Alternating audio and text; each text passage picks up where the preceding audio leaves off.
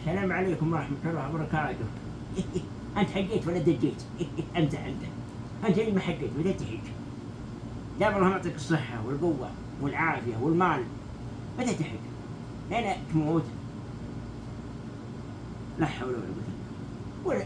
والحج حجة الوحدة، الرسول عليه الصلاة والسلام حجة الوحدة اللي هي حجة الوداع، من قضى فرضه يقضي أرضه، ولا تحج إلا بتصريح طاعة الولي أمر، وأطيعوا الله وأطيعوا الرسول وأولي الأمر منكم.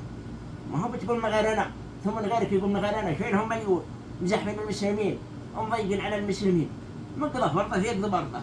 هو لا تزحموا المسلمين، لا تحجوا إلا بتصريح، الله يوفقكم وسارعوا للحج.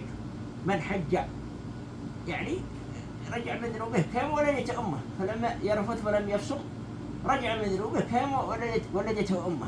الله يفتنا وإياكم. والحج المبرور ليس له جزاء إلا الجنة. يا الله يا رب جزانا إياكم وتيسر على الجنة. قولوا آمين. واستودعتكم الله.